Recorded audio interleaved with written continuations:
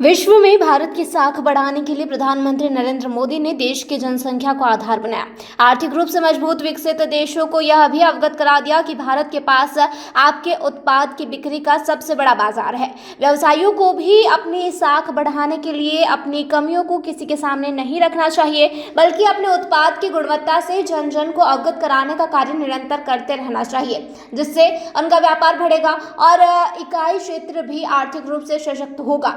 मध्य प्रदेश विधानसभा के अध्यक्ष नरेंद्र सिंह तोमर ने केंट द्वारा मुरैना में इकाई गठित करने के साथ ही आयोजित व्यापार सम्मेलन में व्यक्त किए। श्री तोमर ने औद्योगिक क्षेत्र में संपूर्ण विकसित करने के लिए व्यवसाय का डिजिटलीकरण करने का सुझाव भी दिया। श्री तोमर ने कहा कि ग्वालियर चंबल संभाग में एक समय ऐसा था जब देश का व्यवसायी यहां आने के लिए तैयार नहीं था। सरकार के प्रयासों से आज सड़क, बिजली व्यवसाय बढ़ गया है। इस अवसर पर मध्य प्रदेश सरकार के कृषि एवं कल्याण मंत्री एंदल सिंह कंसाना, वन एवं पर्यावरण मंत्री रामनिवास रावत सहित केट के राष्ट्रीय पदाधिकारी उपस्थित थे। वहीं मुरैना शिवपुर सांसद शिवमंगल सिंह तोमर ने अंचल के व्यवसायियों के संगठन को आवश्यक बताते हुए पहले तो आपको बहुत बहुत बधाई कि आपको वन मंत्रालय मिला है और मुरैना का सौभाग्य है कि आप वन मंत्री बने हैं, पर्यावरण भी।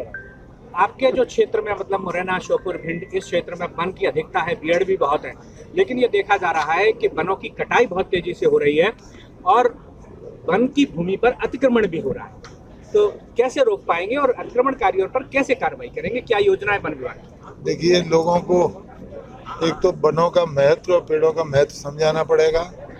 मैंने प्रवाली ज़्यादा समय नहीं हुआ, मैंने सभी जगह निर्देश जारी कर दिए गए हैं कि सब लोग वनों की सुरक्षा करें, अतिक्रमण को रोकें। पुराना जो हो चुका इसकी भी जानकारी मिलेगी, तो उनमें भी वृक्षारोपण करके उन्हें वन लगाएंगे और साथ ही नए वनों की कटाई पर पूर्णतः प्रतिबंध लगा दिया गया है। अधिकारियों को जिम्मेवारी दी गई है, जिसके क्षेत्र में पेड़ कटेंगे उसके खिलाफ कार्रवाई करेंगे। सांसद जी, आज क्या कार्यक्रम आयोजित किया गया है जिसमें कृषि एवं वन मंत्री भी शामिल हैं? केट संस्था द्वारा रामनिवास जी हमारे नए मंत्री बने हैं और इस जिले में पहली बार पधारे हैं, तो उनका स्वागत, सम्मान और सत्कार है।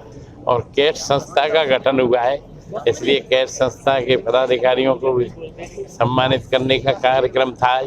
और दूसरे सभी लोग केट के मिलके और व्यापारियों की समस्याओं को और इस जिले में जो प्रगति हो सके, व्यापार बढ़ सके, उसके लिए सब विचार कर रहे हैं। तो क्या नए व्यवसायिक केंद्र, औद्योगिक केंद्र और बनेंगे, व्यापारिक केंद्र आएंगे नए। आज कैट की एक मीटिंग मुरैना में थी। नई इकाई कैट की खड़ी हुई है।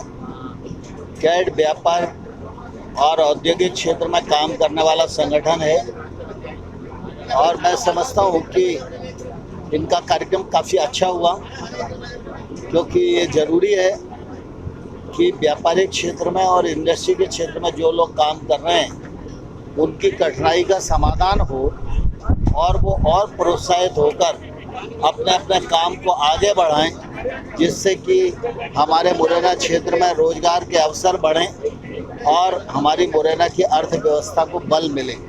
तो मैं समझता हूँ कि कैट का ये कार्यक्रम बहुत अच्छा हुआ और आज मंडी में भी किसानों के लिए इस्लाम गिरह की शिलान्यास होने वाला है। मैं मंडी भी जाऊँगा और उसके पश्चात शनिदेव जो अपना परंपरागत कार्यक्रम है वहाँ जाऊँगा। कृषि उपज मंडी में जो 27 करोड़ रुपए के भूमि पूजन लोकार्पण हो रहे हैं, उनसे किसानों को कितनी सुविधाएं मिलेगी? देखिए, स्वाभाविक रूप से कृषि उपज मंडी तो किसानों की है। वहाँ जो सुविधा है वो किसानों के लिए है और किसी के लिए है ही नहीं। जो 27 करोड़ का काम हो या उससे ज़्यादा का हो, कम का हो, जो भी काम है वो किसानों की सुविधा के लिए। व्यापारियों की कुछ समस्याएं थी, उनको किस प्रकार? व्यापारियों की समस्याएं रहती हैं, स्वाभाविक रूप से काम करते हैं तो समस्याएं रहेंगी, लेकिन समय समय पर वो जो बताएंगे और जो समाधान के योग्य होंगे उनका समाधान किया जाएगा।